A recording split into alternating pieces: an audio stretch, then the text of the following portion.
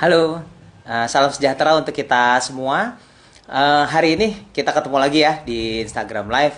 Kita hari ini akan bahas mengenai sesuatu hal yang paling banyak ditanyakan. Jadi waktu polling kemarin, ini salah satu yang terbanyak ditanyakan oleh yang jawab polling tentunya, yaitu bahasan tentang COVID-19 ya. Jadi yang lagi tren lah. Ya, itu yang menyebabkan kita sekarang ada di rumah, yang nyebabin sekolahnya juga di rumah, yang nyebabin semua ya kalau bisa dibilang kepanikan lah, banyak orang yang jadi lebih paranoid lah. Ya, itu semua karena si COVID-19 ini.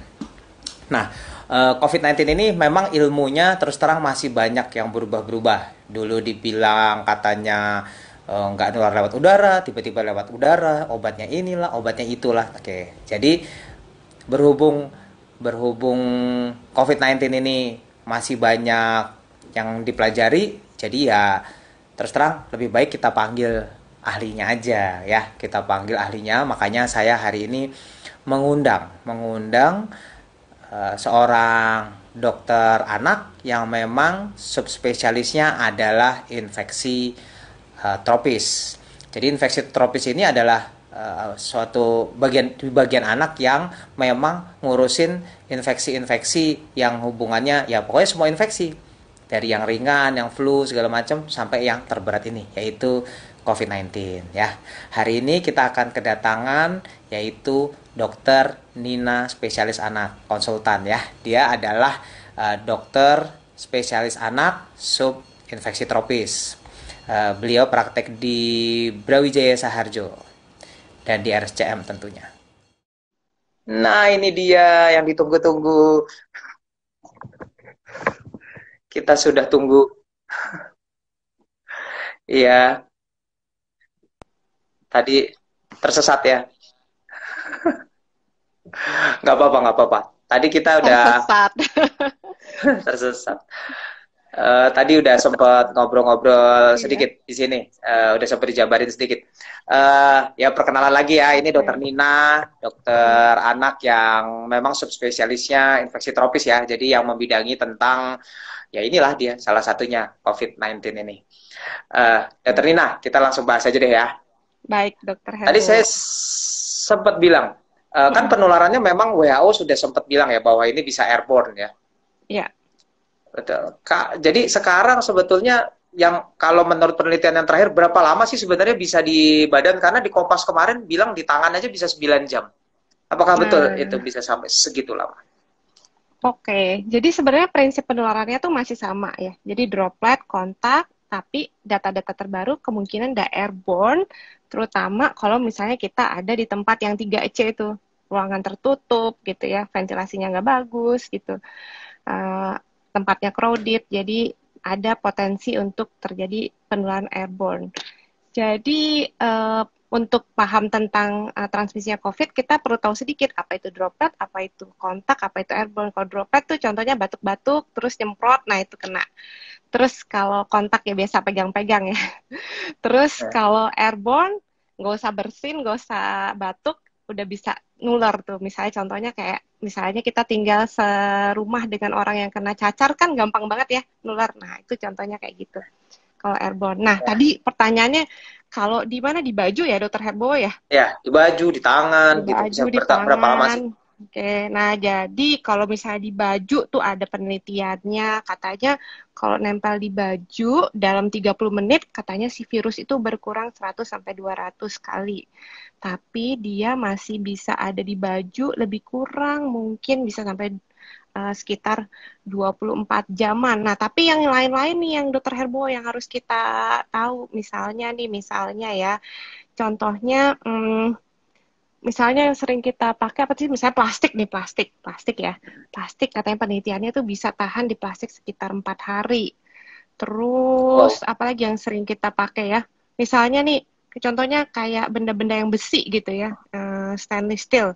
Nah, itu juga bisa sampai 4 hari. Nah, permukaan-permukaan yang misalnya kayak kaca, terus udah gitu, apa ya, benda-benda yang lain gitu ya, itu bisa katanya sampai 2 hari. Tapi yang paling lama itu di plastik sama di besi. Nah, jadi itu fungsinya kenapa kita harus bersih-bersih rutin. Nah, kalau Ah, habis keluar berarti rumah kan, nah ya keluar rumah langsung tuh, cuci tangan. kalau habis keluar rumah tuh kita harus apa ya, lap-lap, cuci-cuci. Nah, itu fungsinya. Gitu. Ya, berarti nggak salah dong. Tadi ada yang nanya kan, apakah bisa di Mm-mm. makanan? Saya bilang di makanan kalau dipanasin sih mati ya. Tapi yang lebih hati-hati di Mm-mm. plastiknya kan, pembungkusnya. Nah, iya betul. Iya, betul. Ya, Jadi gimana jadi ya betul. kalau kita sering order-order sesuatu gitu ya, nggak boleh sebut merek nih. Iya, jangan, Tetap jangan, harus jangan. boleh, Nanti saya dijewer. tetap boleh, tetap boleh. Tapi tipsnya gini nih, jadi sampai rumah buka bungkusnya, pindahin ke piring, masukin ke kompor, panasin dulu, baru makan. Setuju. Itu yang saya lakuin di rumah tuh. Setiap beli apa aja saya bilang tolong dipanasin dulu. Ya. Iya. Terus habis itu yang buka-buka juga cuci tangan. Karena kan Mm, tangannya yang buka-buka plastiknya nanti pegang makanannya lagi, kotor lagi deh. iya, itu. Ya, jadi cuci tangan. Thank you. Nah, terus sekarang gini, kita langsung ini aja deh ke itu kan tadi kan apa penularannya. Sekarang yang paling banyak Mm, ditanyain ya sebetulnya kan kemarin saya udah bikin polling apa sih mau ditanya. Nah, oke, yang paling banyak mm. ditanyakan eh, gejalanya apa sih sebenarnya kalau di anak Oke, gejalanya di anak kalau tuh, kena? kalau kena ya, kalau kena yang paling banyak tuh sebenarnya demam sama batuk pada anak. Jadi kalau ada yang demam-demam, ada yang batuk, itu kemungkinan bisa jadi COVID, bisa jadi enggak. Karena gejala paling banyak COVID tuh itu demam sama batuk. Tapi ada tapinya nih. Anak tuh juga sering apa ya, bergejala mencret, muntah gitu. Kalau yang sampai berat bisa jadi sesek gitu ya. Tapi itu sesek itu proporsinya lebih kecil lah dibandingkan yang demam, batuk, muntah, mencret. Ada juga kadang-kadang suka itu dokter Herbo belakangan ini suka ada yang muncul merah-merah di kulit. Nah, itu juga bisa katanya laporannya salah satu gejala dari COVID. Tuh. Terus Oke. Nah, juga itu sakit tenggorok. Tapi anak kan biasanya suka nggak bisa ngomong ya. Jadi yang paling penting tuh gejala utamanya itu demam, batuk. demam batuk ya. Nah, Mm-mm. nah ini yang jadi pertanyaan selalu yang paling penting pertanyaannya gini. Nah, terus bedainnya Mm. sama batuk pilek biasa gimana? Kan itu batuk Oke, pilek juga. ya ada beberapa penelitian yang bilang bahwa si apa ya batuknya si COVID nih katanya batuk yang terus-menerus, batuk yang continuous kalau bahasa kerennya tuh ya.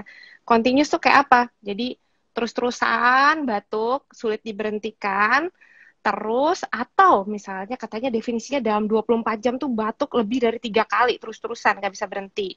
Oke lah anak-anak kita juga sering gitu dong, batuk terus-terus gitu ya. Zaman bukan COVID kan kita pasti nggak mikir COVID gitu ya. Nah, lagi-lagi ya, kalau di masa pandemi gini, kalau ada yang batuk-batuk, itu kita harus tetap salah satu uh, yang bisa kita pikirkan itu mungkin COVID, tapi nggak semua batuk ya COVID gitu. Ya, tapi kalau misalnya ada kecurigaan demam, ada batuk, terus kemudian ada ini nih dokter Herbo yang sering saya tanyain, kalau riwayat jalan-jalan keluar tuh, keluar rumah gitu ya, kalau anak ada kontak sama yang sakit-sakit, nah itu harus hati-hati, mungkin itu betul COVID. Oke.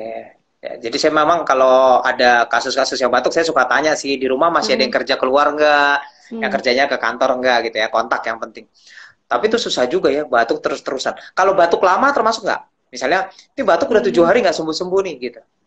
Masih Atau bisa. kayak dewasa, batuk kering tuh Mm. juga gitu tuh. Batuk kering juga bisa jadi petunjuk nggak? Kan di anak jarang banget ya batuk kering sebetulnya. Oh ya, kalau di dewasa tuh sering yang namanya kalau kita nih main-mainannya sering bilangnya kayak batuk kaptopril gitu ya, kayak batuk kalau kita suka minum orang dewasa suka minum apa ya obat eh, apa darah tinggi kan suka ada efek sampingnya tuh Ya, batuk. Nah, batuk yang mirip kayak batuk. gitu tuh susah untuk diberhentiin kayak gitu.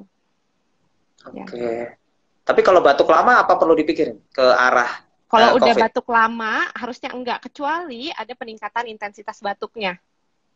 Oh, jadi setelah seminggu misalnya kok tambah parah Nah, gitu ya?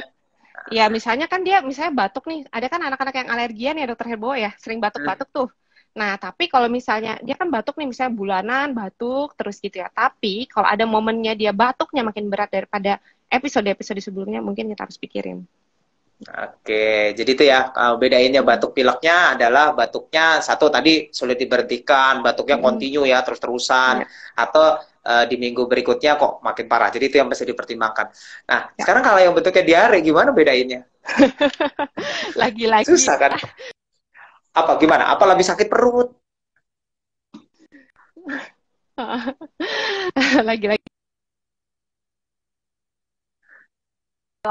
kuncinya kita harus cari misalnya gejalanya plus tambahan ada nggak riwayat keluar-keluar atau anggota keluarga yang masih keluar-keluar tapi nggak patuh dengan protokol kesehatan. Nah itu tuh mungkin salah satunya.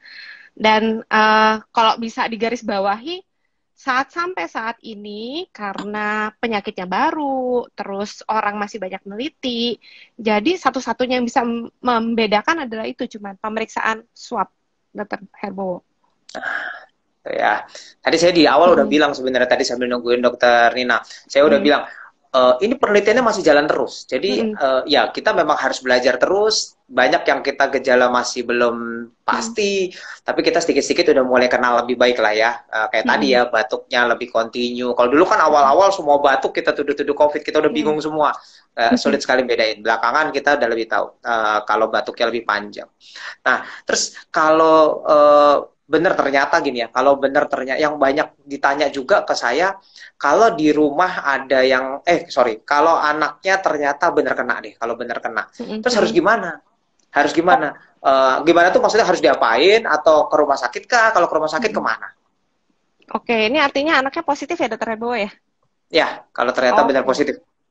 Yang pertama, ini Atau yang gini dulu deh, sebentar, Dokter Rina. Yang lebih awal dulu. Kalau di rumah ada yang positif dulu deh, sebelum anaknya oke, beneran positif.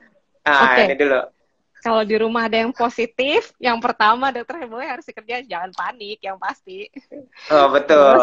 iya jangan panik, Padahal yang sebenarnya pasti. cukup sulit loh untuk nggak panik kalau di Iya, rumah ada yang pasti positif. ya. Hmm. Pasti ya. Nah, tapi yang harus dilakukan kalau misalnya ada di rumah anggota keluarga yang positif, segera lakukan isolasi. Jadi misalnya di rumahnya ada tempat yang memungkinkan untuk langsung isolasi, segera pisahkan gitu ya. Sambil lapor ke uh, fasilitas layanan kesehatan terdekat, misalnya ke puskesmas atau tempat praktek dokter terdekat. Nah, yang pasti segera lakukan isolasi di rumah. Isolasi itu gimana? Artinya kamarnya terpisah gitu ya. Terus semua orang yang ada di rumah itu diharuskan, diwajibkan jika memungkinkan menggunakan masker, terus melakukan jaga jarak, dan terus segera melapor ke fasilitas layanan terdekat. Dalam hal ini kalau di DKI misalnya puskesmas. Nah, puskesmas itu Puskesmas. nanti akan mengarahkan gitu ya tempat-tempat mana saja yang bisa dijadikan fasilitas isolasi mandiri. Seperti itu Dokter Herbowo. Itu untuk anggota Jadi keluarga ya. isolasi kalau anggota keluarga Mm. ya. Mm. Nah, kalau akhirnya terus anaknya dibawa, terus kan pasti di swab Mm. ya. Pasti di Oke. swab biasanya. Terus Mm. begitu positif, anaknya harus gimana? Ya, balik lagi jangan panik. Jangan panik lagi-lagi. Saya ingin mengingatkan masyarakat bahwa jangan panik dan jangan takut ya. Dan buat semua orang juga jangan, tetangga pun jangan panik juga, jangan menstigma juga. Yang paling penting kita harus lihat gejalanya ya. Jadi kalau pada anak kita bagi gejalanya nggak bergejala, ringan, sedang, berat, sama kritis. Kalau yang sedang, berat, sama kritis pasti harus dirawat ya. Pasti harus langsung ke rumah sakit. Yang ringan, sedang, ini sebenarnya bisa dilakukan isolasi mandiri. Jadi bisa dilakukan isolasi mandiri di fasilitas layanan kesehatan yang ramah anak, yang ada tempat isolasi mandiri. Misalnya untuk ibu dan anaknya bisa bareng-bareng. Tapi kalau misalnya tidak ada, anak bisa diisolasi di rumah bersama dengan keluarganya. Tentu yang sama-sama positif ya, yang negatif dipisahkan. Gitu. Seperti itu. Nah, terus selama dia kalau misalnya anaknya kan tadi kan kena ya, Hmm. either dia OTG atau ringan. Hmm. Nah, itu Hmm. ada nggak yang harus dikonsumsi oleh si anak? Nah, prinsipnya COVID tuh sama sebenarnya kayak infeksi virus lain. Yang paling penting adalah meningkatkan daya tahan tubuh. Jadi yang pertama yang harus dilakukan sebenarnya usaha-usaha untuk meningkatkan daya tahan tubuh. Contohnya misalnya konsumsi makan makanan yang sehat, misalnya mengandung buah, vitamin, yang mengandung vitamin, misalnya buah, sayur-sayuran. Nah, boleh ditambahkan suplemen, misalnya seringkali kita suka ngasih vitamin C. Apa sih fungsi vitamin C? vitamin C itu penting sebenarnya untuk yang pertama memperbaiki apa ya sel-sel yang ada di permukaan tubuh kita ya, permukaan selaput radang kita. Nah, itu juga vitamin C katanya bisa membantu mempercepat dikeluarkannya virus gitu ya. Nah, itu. Terus kemudian juga kita bisa mengkonsumsi vitamin C katanya kalau misalnya kita ada peradangan di tubuh, si vitamin C ini bisa nurunin tuh apa ya zat-zat radang yang dikeluarkan oleh tubuh kita. Nah, terus kemudian katanya juga ada penelitian kita juga bisa menggunakan zinc. Sama zinc Zinc. juga fungsinya mirip tuh zinc. Zinc tuh yang sering kita gunakan untuk diare ya biasanya Dokter Herbo ya. Jadi Betul, zinc. biasanya si zinc ini fungsinya untuk membantu sel darah putih supaya si sel darah putih ini datang untuk makan si virus. Nah, itu fungsinya itu. Terus juga dia membantu juga tadi sama untuk menghambat si virus supaya nggak makin cepat berkembangnya. Nah, terus juga penting juga si zinc ini tadi sama kayak vitamin C bisa menurunkan produksi yang tadi sel-sel radang. Nah, terus satu lagi yang banyak diteliti orang juga vitamin D. Nah, vitamin D Vitamin ini D. juga penting tadi untuk memperbaiki saput radang yang ada di dalam tubuh kita dan juga dia juga penting ini Dokter Herbo di dalam tubuh kita tuh biasanya ada tentara perangnya nih ya. Tentara perangnya itu namanya si makrofag tuh kalau bahasa kitanya ya, bahasa kedokteran. Nah, itu si vitamin D ini membantu untuk mengaktifkan makrofag sehingga bisa memakan si virusnya. Nah, itu Dokter Herbo. Nah, Ini bukan itu promosi boleh loh, nggak sih? bukan promosi. Ya, Nah, by the way, jangan diborong ya. Ingat, ya jangan jangan diborong, diborong. jangan diborong. Karena yang paling penting, yang itu tuh cuman tambahan doang. Lagi-lagi yang paling penting tuh 3M Dokter Herbowo. Jaga jarak, Iya, terus kemudian pakai masker, terus jangan lupa cuci tangan. cuci tangan. Iya, Iya. itu yang paling penting.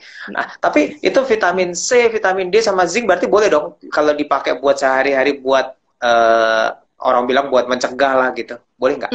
Boleh, tapi tetap ya kalau bisa makan sayur-sayuran, bisa makan-makan yang sudah mengandung vitamin C, misalnya berjemur juga dengan vitamin D, atau ya makan-makan kayak buah gitu ya yang udah cukup vitamin C-nya sebenarnya cukup juga Dokter Herbowo. Tapi kalau dirasa misalnya ada Harusnya anaknya bisa yang ya. GTM gitu ya, bolehlah dikasih-kasih. Iya. Ya, jadi nggak perlu diborong-borong karena sebenarnya Iya. ya itu adalah di makanan. Jadi Mm-mm. bisa ya didapat dari makanan. Iya. Nah, kita coba lihat ya. Ini udah ada banyak yang nanya sebetulnya. Ntar saya urut satu-satu. Kebanyakan tadi masalah itu. Kebanyakan masalah eh, memasak ulang. Tadi ada yang nanya, Masak ulang. kalau di microwave boleh nggak? Boleh, prinsipnya kan harus panas saja gitu ya. Panas Ya, kan berarti kalau misalnya microwave kan kita bisa lihat tuh suhunya berapa yang dicapai. Nah, itu yang paling penting harus panas. mm, Oke. jadi yang penting panas ya. Makanya tadi ada Mm. beberapa pertanyaan, ada yang boleh di microwave nggak, ada yang boleh slow cooker nggak, ada yang boleh pokoknya kalau panas boleh. Nah, Ya, pertanyaannya suhunya berapa sebaiknya? ya paling optimal sebenarnya buat matiin virus sih 100 derajat ya Dokter Herbowo. Tentu Ya, dimasak tuh, dididihkan tuh lebih bagus gitu ya. Tapi kan microwave tuh sekarang ada tuh ya yang kayaknya yang suhunya bisa diatur ya Dokter Herbowo. iya, Nah, betul. itu. Mm.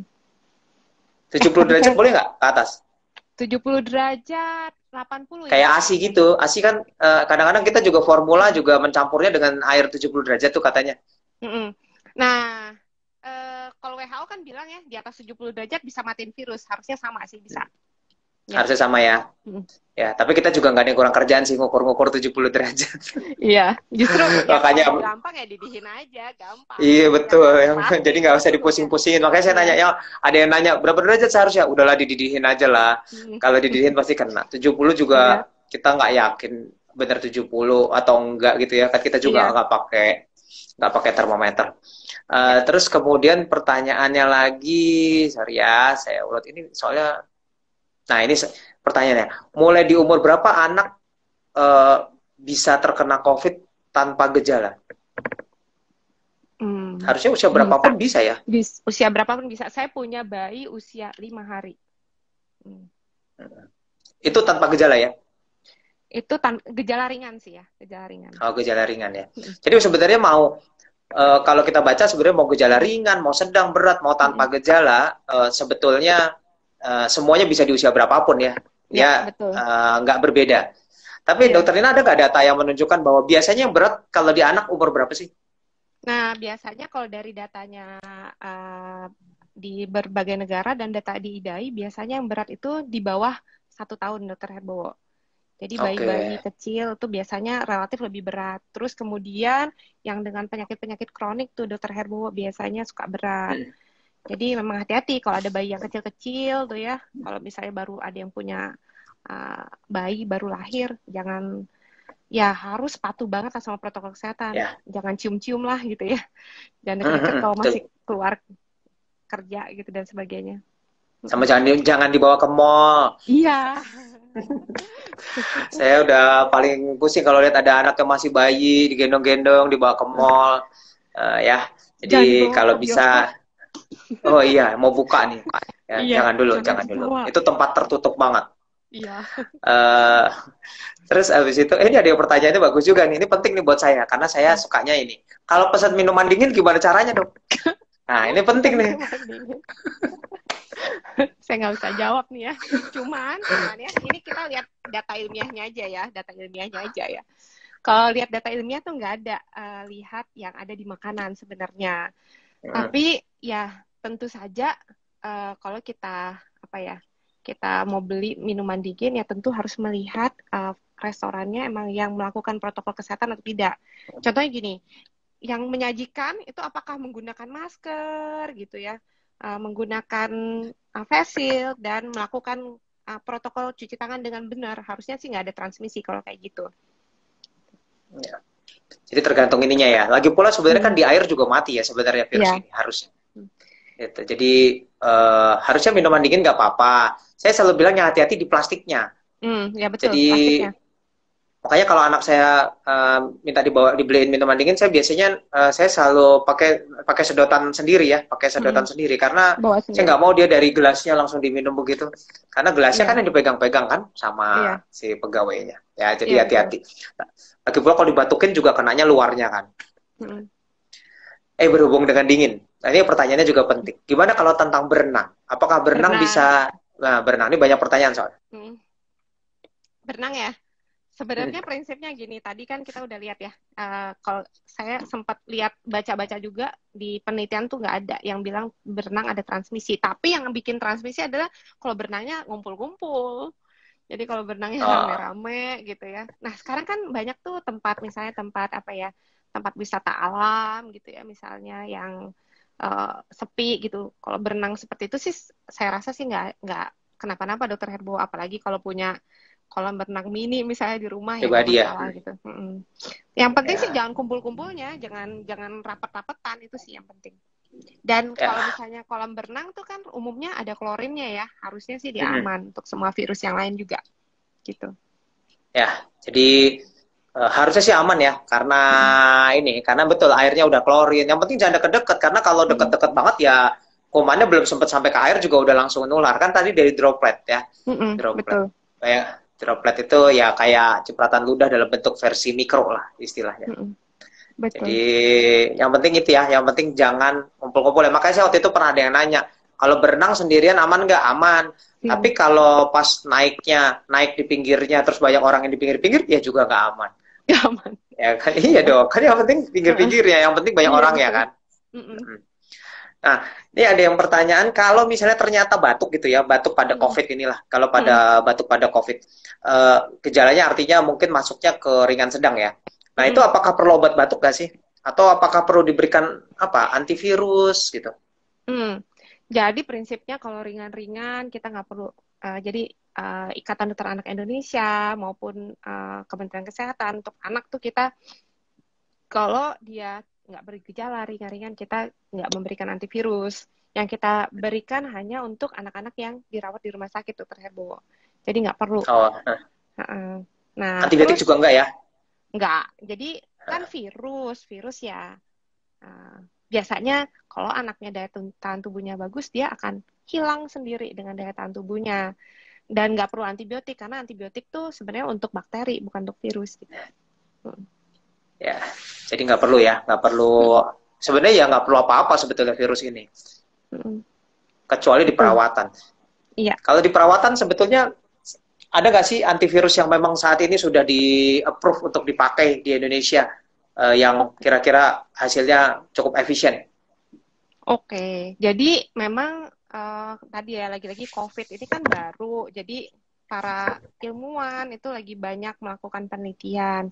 Nah, tapi baru-baru ini kita ada satu antivirus yang sudah bukan approve ya, tapi uh, emergency use approve dari Badan POM. Jadi digunakan, di-approve oleh Badan POM dalam keadaan emergency seperti pandemi ini.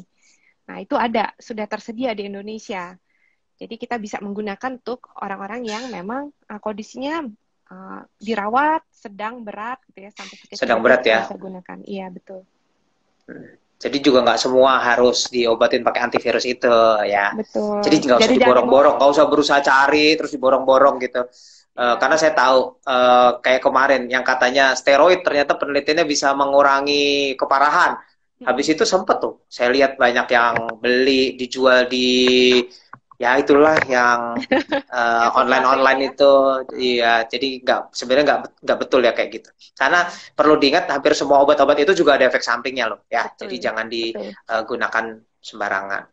Nah, Ya, terus kemudian ini ada yang nanya apakah kaporit bisa untuk membunuh virus? Bisa pastinya ya. bisa. Kaporit kan bisa Mm. bunuh itu, bisa Ya, bunuh kuman memang untuk ya. virus. Terus pertanyaannya kalau misalnya oke, kalau swab.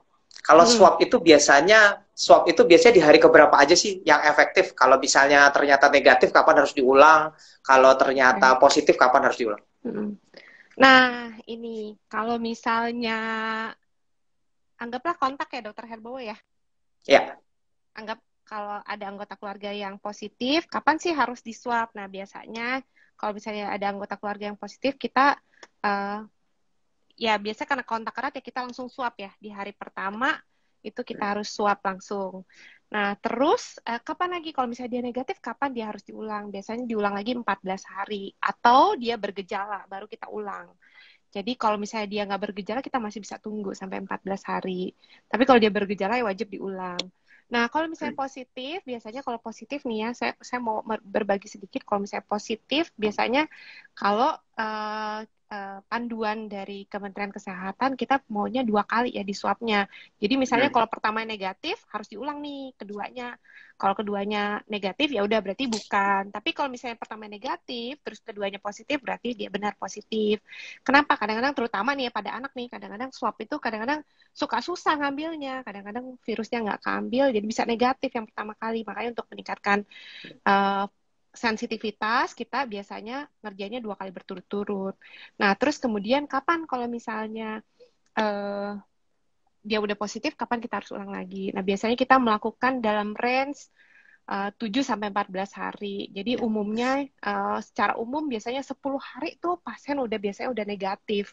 Jadi rata-rata kita ngerjainnya sekitar hari itu tuh 7 sampai 14 hari. Rata-rata ya sekitar 10 hari kita harapannya udah negatif gitu. Seperti itu Dokter Herbo. ya. Nah, terus kalau rapid tempatnya di mana? Nah, Waduh, ini nih rapid rapid. ya. Nih saya bukan fansnya rapid karena bikin Oh gitu. bikin puyeng semua orang. Jadi rapid tuh pertama gini Dokter Herbo, kalau negatif Ya, belum tentu dia negatif.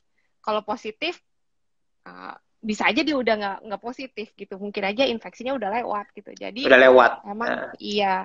Jadi memang yang paling utama adalah swab ya, karena itu yang paling apa ya paling sensitivitas sama spesifisitasnya bagus. Kalau rapid kadang-kadang suka bikin huru hara gitu ya. Iya. Iya, Karena dia bisa bertahan lama di badan. Jadi kadang-kadang iya udah nggak sakit masih positif. masih positif gitu ya. Ya, atau baru kena di awal kan seminggu pertama suka masih negatif kan, gitu. Negatif ya. Bisa nggak sih untuk tracing aja rapid ini? Enggak, Oke. kecuali gini ya, kita mau tahu aja kita udah pernah belum keinfeksi gitu. Nah, itu lebih ke penggunaan oleh orang-orang ahli epidemiologi untuk mengetahui seberapa banyak penduduk yang sudah terinfeksi sebenarnya. Ya, Oke, jadi apapun utamakan swab ya. Jadi sorry ya, yang masih banyak pakai rapid ya, Kita nggak nganjurin sebetulnya untuk diagnosis juga Hmm. kita nggak anjurin. Kalau Ya, diagnosis harusnya swab ya, bukan rapid. ya, betul. Oke, ini banyak sekali pertanyaannya. Mudah-mudahan kesusul ya. Banyak. Kita tinggal 20 menit lagi, Dokter Nina. Eh, apakah pada anak lebih infeksius dibandingkan dengan dari dewasa?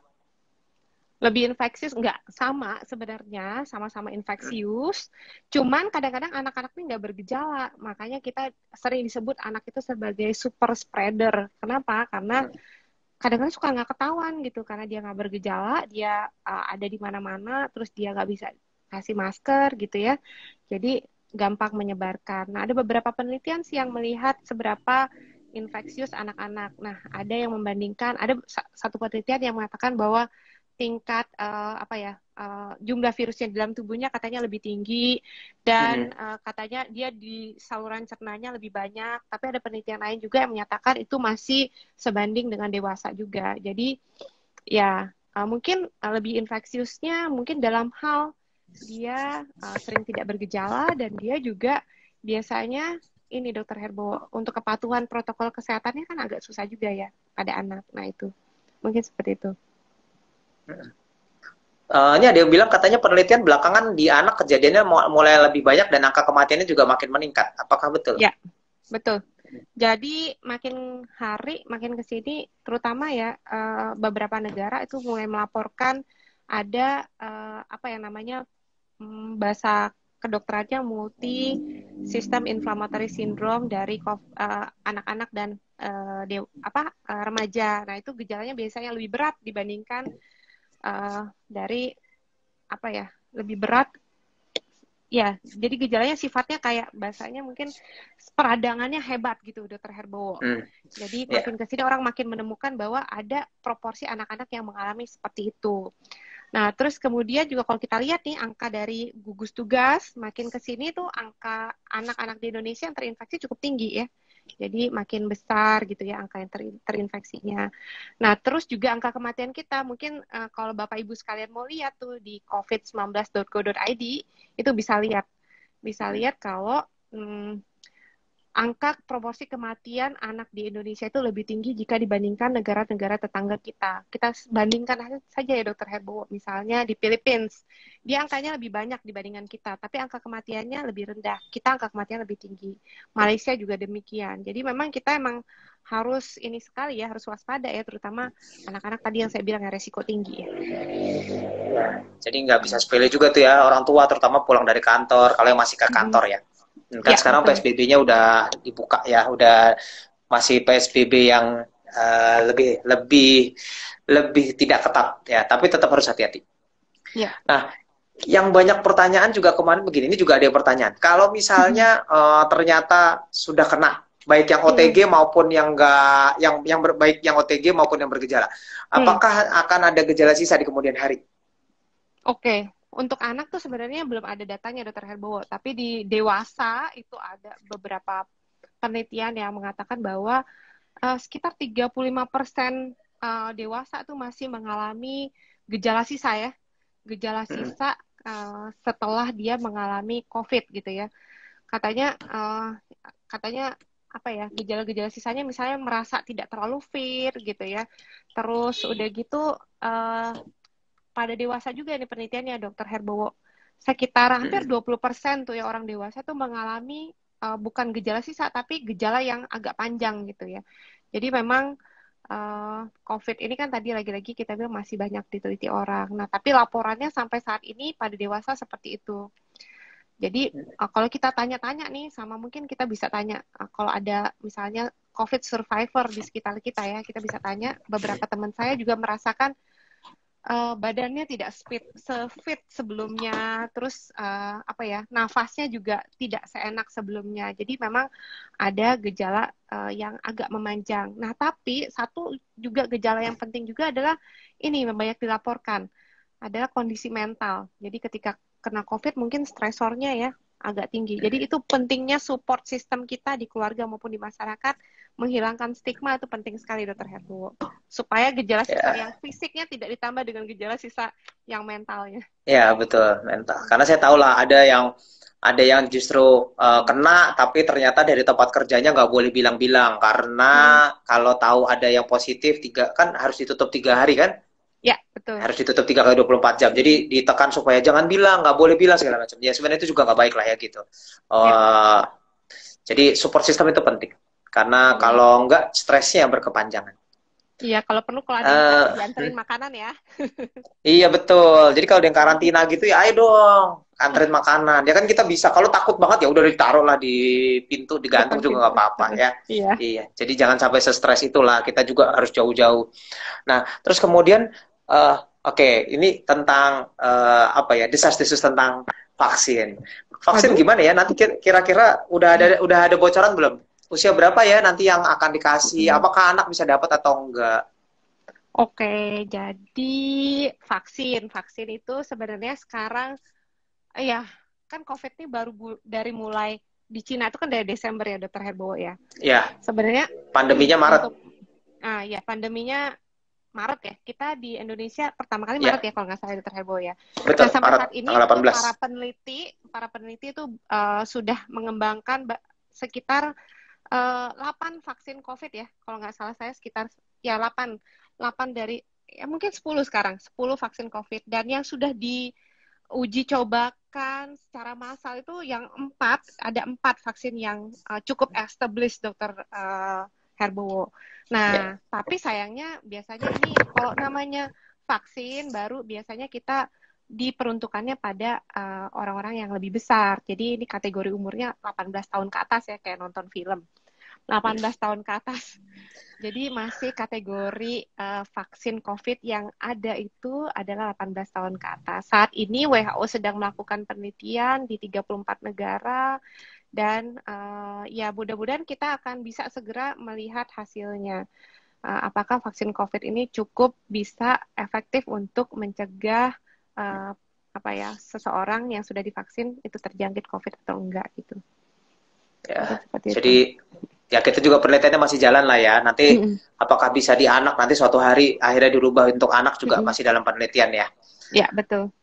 Nah, yang suka ditanyakan emang akan efektif nggak ya? Ya itu juga masih dalam penelitian. Masih dalam Karena kan penelitian. teorinya harusnya bisa bermutasi ya. Harusnya semua virus harusnya bisa bermutasi.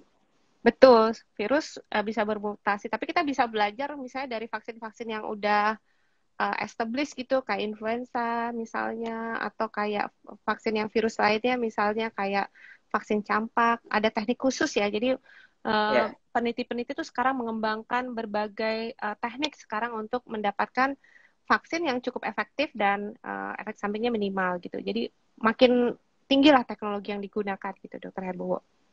Ya. Terus kemudian kalau misalnya oke lah kalau vaksin ya sudahlah kita Mm-mm. lewat aja ya kita doakan vaksinnya cepat Mm-mm. ada bisa efektif. Mm-mm. Nah ini ada pertanyaan juga apakah bisa kena 2 kali nggak sih? Kelihatannya yang baru-baru ini di berita-berita ada ya yang kena dua Bisa, kali walaupun jarang ya. Nah, bisa. jadi Jadi harusnya saya bisa. ketemu setidaknya sudah ada sekitar 5 orang yang maksudnya saya kenal ya bisa infeksi berulang dan beberapa dipublikasi juga dari negara-negara lain juga sudah mulai mendapatkan itu yang namanya infeksi berulang. Ya.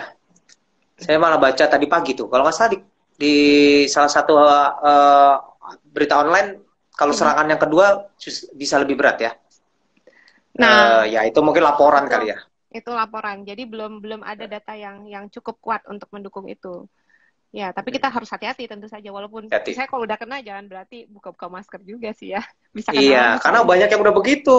Oh, Begitu dia bilang, ah udah pernah kena, habis itu dia langsung seakan-akan kayak nggak pernah kena lagi. Padahal sebetulnya harusnya tetap bisa. ya. Ya, ada yang bertanya juga tentang bagaimana dengan kalau anak kebutuhan khusus ya. Ini salah satu yang hati-hati ya. Tadi Dokter Mm, Nina udah sebutkan ya, mm, anak-anak dengan resiko tinggi untuk terkena gejala yang berat. Ya, betul. anak-anak dengan kebutuhan khusus. Ya, Apa aja sih ya kebutuhan terutama khusus biasanya? terutama anak-anak dengan penyakit kronik ya Dokter Herbowo. Jadi penyakit kronik misalnya anak-anak dengan penyakit jantung bawaan, terus anak-anak dengan penyakit paru kronik, misalnya contohnya pasien-pasien Dokter Herbowo itu yang kelainan ada kelainan apa ya, otot-otot Ya, yang mengakibatkan saluran pernafasannya juga terganggu, itu bisa kena. Misalnya anak-anak dengan kanker, anak-anak dengan penyakit ginjal, nah itu hati-hati juga.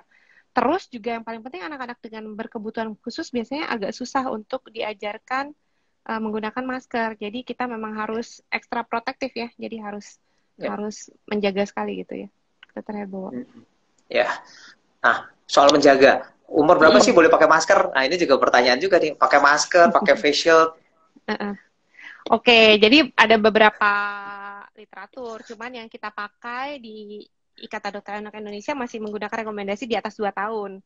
Di atas 2 tahun, kalau dia syaratnya gini Dokter Hebo, di atas 2 tahun itu aman untuk menggunakan masker asal dalam pengawasan orang tua atau orang dewasa di sekitarnya. Jadi harus diawasin penuh. Terus kedua, itu Dokter Herbo, dia nggak punya penyakit-penyakit itu tuh yang macam-macam tuh kayak penyakit jantung, penyakit paru gitu ya, yang bisa membuat Ya, gangguan pernafasan. Terus juga apa ya, anaknya bisa menggunakan masker. Nah itu cukup aman di atas 2 tahun untuk menggunakan jadi masker. Ya. ya karena kan yang ditakutin kalau di bawah itu bisa apa ya? Nggak bisa napas ya karena Ah iya maskernya ya. betul, dia nggak bisa ngelepas Ya, gitu. Jadi paling penting memang ya. harus di dalam pengawasan orang tua. Mau anaknya besar juga kalau nggak diawasin juga kita juga harus hati-hati gitu ya. Mm. Ya. Makanya titipannya buat anak-anak yang kebutuhan khusus, terutama ya pasien-pasien saya yang misalnya ada cerebral palsy segala macam, kan mereka belum tentu walaupun usianya udah besar belum tentu mereka dengan mudah mengerti bahwa kalau oh udah mulai ketutup ini maskernya harus dicopot. Nah itu kan ini ya mereka nggak ngerti. Ya Jadi betul. sebaiknya anak-anak seperti itu kalaupun mau harusnya kalau belum bisa ngelepas sendiri ya jangan dipakaikan, tapi kalau emang terpaksa dipakaikan ya harus dengan pemantauan yang harus benar-benar baik ya. Iya, katanya harus kelihatan mata, garis lurus. Ya, Ya, betul. ya. Ini ada yang nanya nih, minyak kayu putih gimana tuh? Pokoknya minyak kayu putih kita jawab dulu ntar Nina. Aduh, enggak, enggak ada Oke, buktinya tuh. ya. Jadi Ya. saya juga pernah ada pasien nih gitu ya, yang nanyain juga tentang minyak kayu putih. Waduh, jangan deh gitu ya, jangan jangan Ya. tambah masalah lagi gitu ya, Dokter Herbo ya. Ya, apalagi ada yang sampai minum ya, minum Iya, minum apa? Ada minumnya kayak putih, aduh ya ampun deh, kayak nggak ada minuman lain aja. Ini kan beli minuman yang tadi saya bilang minuman dingin. Soal ini deh, ini yang beberapa orang juga menanyakan, belakangan banyak Hmm. menanyakan soal vaksin lain. Apakah ada Oh, vaksin-vaksin lain yang bisa membantu? Misalnya vaksin influenza, vaksin hmm. MMR, ini kan Hmm. desas-desusnya katanya bisa mengurangi keparahannya COVID. Apakah betul? Oke, jadi kan prinsipnya kalau COVID dia sebenarnya virusnya kan SARS-CoV-2. Jadi Hmm. sebenarnya vaksinnya harus khusus. Tapi ternyata di berbagai penelitian kalau kita kena virus SARS-CoV-2 kadang-kadang suka terjadi yang namanya koinfeksi atau infeksi ganda gitu ya Dokter Herbowo. Hmm. Salah salah duanya yang paling sering tuh influenza sama pneumokokus. Jadi bisa tuh. Jadi kita kalau mau mengurangi beratnya sakit supaya kita nggak macem-macem terkena apa ya terkena uh, infeksi gabungan ya kita perlu juga melindungi anak-anak kita dengan melengkapi imunisasi kita dengan tadi contohnya influenza, pneumokokus seperti itu. Pneumokokus. Nah, itu pneumokokus jangan lupa ya, penting Ya, tuh. mm, PCV. Jadi ya memang kalau banyak yang ngeluh itu katanya mahal. Ya, tapi penting karena bisa membantu ya. ya. Dan saat ini kan angka kematian salah satu angka kematian yang paling tinggi di Indonesia itu adalah akibat pneumonia. Jadi kita perlu sekali itu untuk memberikan vaksin-vaksin ya yang bisa Hmm. mencegah pneumonia. Nah, ini kelihatannya karena waktunya tinggal dikit, satu Mm, pertanyaan lagi deh ya. Jadi ini sebenarnya masih banyak banget lagi ada pertanyaan tentang rapid, bagaimana baca rapid. Ada yang rapidnya tadi katanya yang pertama positif, terutama terus ternyata negatif. Tadi jawabannya kalau rapid emang nggak sulit sekali diinterpretasi. mm. Tapi yang paling baik adalah swab ya. Jadi kalau Ya, memang membingungkan lebih baik langsung di swab saja. ya, Jangan betul. tunggu-tunggu ininya, jangan tunggu-tunggu rapidnya harus diulang berapa kali karena rapid sampai berapa lama pun kadang-kadang masih positif. Setuju. Uh, Terus kemudian ini ada pertanyaan, oke, kalau boleh nggak sih kalau masalah gigi atau THT, boleh nggak sih apa perlu nggak sih kita tunda-tunda atau apakah aman kalau kita bawa Ya, anak kalau ke dokter urgent, gigi? Ya kalau urgent ya harus ya, misalnya kalau sakit gigi ya harus. Jadi tapi gini, sebenarnya gini, nggak pandemi pun kita juga sebenarnya harus menjaga apa ya, menjaga keamanan sebenarnya kalau ke dokter gigi. Nah itu juga dokter gigi tuh punya standarnya. Jadi mereka pasti menjaga keamanan karena kan buka-buka mulut tuh ya dokter Herbowo. Ya, Nah, jadi kalau ke dokter gigi yang paling penting justru saat ini ya kalau urgent ya harus ke dokter gigi ya. Ntar kalau misalnya gigi sakit banget, ada bengkak dan sebagainya, wajib tuh ke dokter gigi.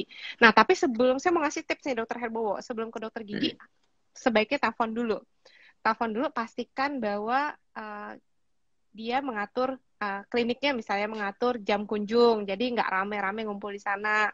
Kita bisa menyiasati misalnya menunggu di mobil ketika udah jam giliran kita datang. Dan perlu dilihat juga misalnya kita melihat ya pasti dokter giginya juga menggunakan alat pelindung diri dan juga ya, kita memperhatikan tuh biasanya sekarang dokter gigi udah sangat aware dengan apa protokol kesehatan, biasanya gelasnya juga sekali pakai dan sebagainya. Jadi aman lah relatif untuk yang urgent-urgent ya. ya, ya. Jadi yang urgent ya sebaiknya dibawa. Tapi kalau Ya, memang nggak urgent ya, kalau misalnya cuma saya pengen mutihin gigi, ya itu mah kalau mau ditunda boleh ya. ya. Kelihatannya ada satu pertanyaan penting nih, satu lagi nih. Kalau ibunya positif, bayinya boleh ASI nggak sih? Ini pertanyaan yang sering sekali ditanyakan. Kalau ibunya positif boleh ASI atau enggak gitu. Yang pertama Ya, kalau dia tadi sedang, berat, kritis, pasti nggak bisa menyusu langsung. Kalau masih bisa merah ya udah perah dulu ASINya. Kalau dia nggak bergejala atau ringan, sebenarnya dari panduan IDAI maupun dari panduan WHO kita mengembalikan kepada keluarga. Karena gini, syaratnya adalah gini, dia tidak ditransmisikan langsung melalui ASI, tapi dia bisa ditransmisikan misalnya melalui ibunya yang lagi batuk, ibunya tidak ya, menjaga kebersihan tangan, nah itu yang bisa ditransmisikan. Dari ASI-nya sendiri, data-datanya sangat sedikit yang menyatakan bahwa ini bisa mentransmisikan. Kebanyakan yang terdeteksi pun di ASI itu virusnya tuh mati, jadi nggak hidup gitu. Nah, terus kemudian kalau keluarga pun memutuskan untuk memberikan ASI, bukan ASI perah nih ya, menyusul langsung, pastikan bahwa ibu menggunakan masker, melakukan protokol kesehatan, cuci tangan, dan segera sesudahnya bayi, segera sesudah menyusui bayi hendaknya diberikan jarak dengan ibu. Seperti itu, Dokter Herbowo. ya. Jadi ya kalau memang gejalanya berat dan kira-kira ibunya nggak Mm-mm. bisa memisahkan, maksudnya pakai masker susah, Mm-mm. ya lebih baik kalau mau diperah aja ya. Ya, Lebih betul. baik diperah. Karena sampai saat ini memang nggak ada penelitian yang membuktikan bahwa kumannya bisa lewati ASI. Ya, Tapi justru penularannya justru misalnya pas lagi nyusuin digendong ternyata ibunya batuk-batuk di situ, ya betul. ya kan? Betul. Oke, wih banyak banget loh saya dapat hari ini dari dokter Nina. Ada Ya, yang mau disampaikan sama-sama nggak? Ini belajar. karena waktunya kita udah terbatas tinggal 2 menit. Ada Oh yang mau ya. disampaikan nggak, dokter Nina? Satu Oh ya, menit saya mau ke titip depan ini buat aja, para Dokter Herbowo. pemirsa yang lagi nonton IG Live. Saya mau titip ini aja, Dokter Herbowo. Yang Ya, pertama, kita saling bahu-membahu gitu ya untuk mendukung uh, tes, terus kemudian isolasi, karantina gitu dan diterapi. Jadi jangan kalau bisa kita jangan menstigma gitu ya kalau ada misalnya tetangga atau orang-orang di sekitar kita yang positif. Dan yang kedua saya pesan jangan takut untuk diperiksa. Jadi kebanyakan sekarang takut untuk diperiksa. Jadi jangan sampai takut untuk diperiksa karena kan kalaupun ringan gampang tinggal isolasi mandiri. Kalaupun ada gejala cepat bisa langsung diobatin gitu. Jadi jangan takut untuk diperiksa dan jangan menimbulkan stigma gitu. Biar kita sama-sama bahu membahu supaya saling bisa nolong gitu ya antara sesama kita. Mungkin seperti itu. Dan jangan panik yang pasti. ya pasti. Jangan panik ya. Thank Ya, you banget loh, dokter Nina, ya buat sama-sama Dokter semua Herbowo. informasinya. Benar-benar membantu banget. Buat saya juga ini sangat membantu banget loh. Buat praktek sehari-hari, buat semua yang dengerin, buat terutama buat kita dalam ini ya, mencegah anak-anak kita biar gak kena COVID lah ya. Ya, sama-sama. Oke, Semoga sehat-sehat ya. terima kasih banget ya, Semuanya. dokter Nina. Nanti kapan-kapan kita Ya, ngobrol lagi. siap. Oke, Oke, Dokter terima Herbowo. kasih. Ya, sehat-sehat. Sehat-sehat. Oke, jadi terima kasih ya tadi dokter Nina yang udah bela-belain kasih informasi banyak. Jadi yang pasti, yang paling penting jangan panik. Dan satu lagi betul, jangan takut untuk diperiksa. Karena belakangan banyak yang takut diperiksa, takut dibilang nanti saya takut positif loh. Apa ya takutnya? Kalau positif ya positif ya. Nah, justru akan kita bisa mencegah supaya orang lain nggak kena ya. Oke, terima kasih banyak yang semua yang udah pada join di Instagram Live hari ini. Mudah-mudahan apa yang disampaikan hari ini bisa sangat membantu kita semua dalam mengenali gejala COVID dan juga mencegah anak-anak kita untuk tidak terkena COVID. Ingat ya, menjaga jarak, pakai masker, cuci tangan yang baik. Oke, jangan sampai lupa yang tiga itu. Nah, sampai ketemu kita di Instagram Live minggu depan. Nanti kita akan ketemu ada tamu dokter lagi yang akan membahas tentang bagaimana tentang ibu bekerja, working mom. Ya, tunggu ya minggu depan. Oke, salam sejahtera. Sampai jumpa minggu depan.